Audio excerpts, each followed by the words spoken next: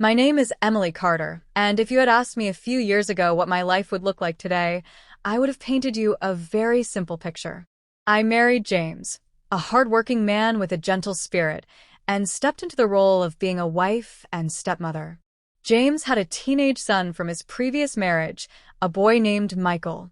When I first entered their lives, I thought my biggest challenge would be earning Michael's trust and respect. After all, teenagers aren't always easy, especially when a new parent figure suddenly shows up in the home. But nothing could have prepared me for what actually happened and how it shook our family. When I first met Michael, he was 17.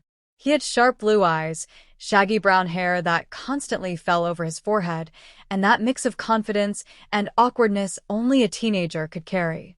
His mother had left the picture years before, moving across the country and starting a new life with someone else. So, James was raising him on his own, and though he was doing a good job, there were cracks. You could tell Michael was missing something: guidance, comfort, someone who could listen without judgment. I decided I would try to fill that gap, even if it meant being patient and waiting for him to let me in. The first few months were bumpy. Michael wasn't rude, but he was distant. He rarely came out of his room, his headphones permanently clamped over his ears. At dinner, James and I would chat, but Michael gave short, polite answers, like he was just trying to escape back to his own world. I remember lying awake at night, asking James if Michael would ever accept me. James always reassured me, telling me to give it time. And then something shifted. One evening, I found Michael sitting at the kitchen table, struggling with his math homework. I offered to help, and to my surprise, he didn't push me away. We spent nearly 2 hours going over equations, and I could see the frustration on his face slowly melt into understanding. When he finally solved a problem on his own, he grinned in a way I hadn't seen before, and I realized he was just a boy who desperately wanted someone to believe in him. That night was the first of many when we sat together, talking about school, life, and his dreams. Slowly, the walls between us crumbled. But with that closeness came something I never expected. One Saturday afternoon, I walked upstairs to bring Michael a plate of snacks while he was working on a project. His door was slightly open, and when I pushed it, I froze. Michael wasn't working.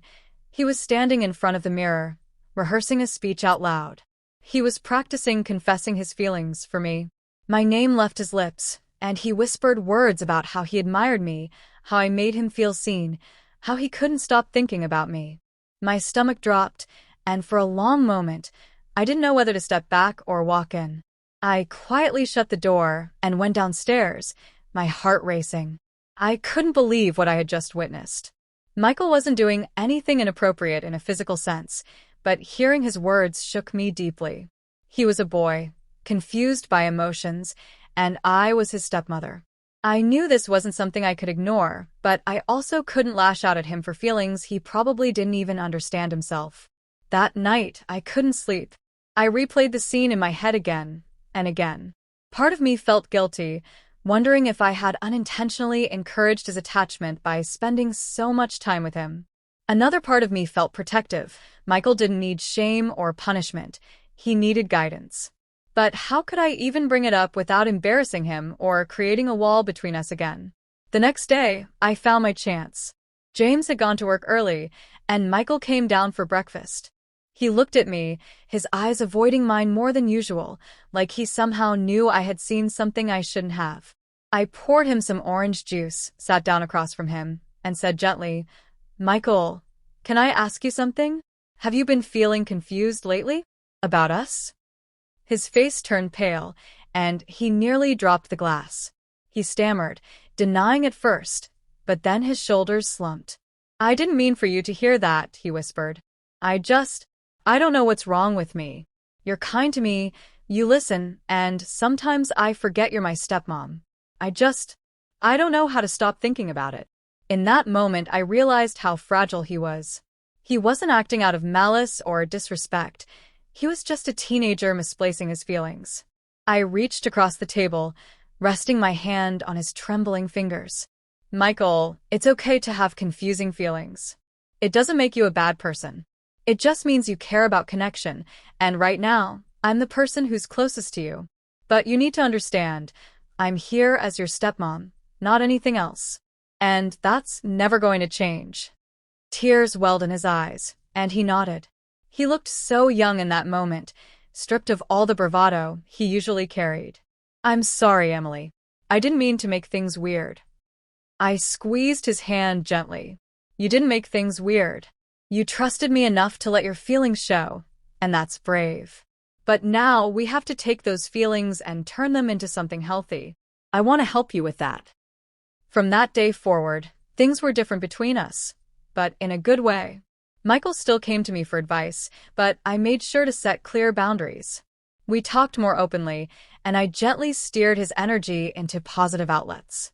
I encouraged him to join the school's debate team, where he could channel his passion for speaking. I even helped him write his first speech, which he later delivered with such confidence that he won first place in the competition. James noticed the change too. I don't know what you did, he told me one night as we sat on the couch, but Michael seems happier. He's opening up more. Thank you, Emily. You've been exactly what he needed. I smiled, but I didn't tell James everything. Not because I wanted to hide it, but because I knew it wasn't necessary. Michael's little secret didn't need to be a scar on his past. It needed to be a lesson, a private one, that he could grow from. And that's exactly what happened. Over time, Michael grew into himself. By the time he turned 18, he was no longer that shy boy rehearsing confessions in his room. He was a confident young man with dreams, friends, and a sense of self-worth. Our relationship matured into something even stronger, trust built on honesty, patience, and unconditional care. And as for me, I realized something important too. Being a parent, step or otherwise, isn't about being perfect or knowing all the answers.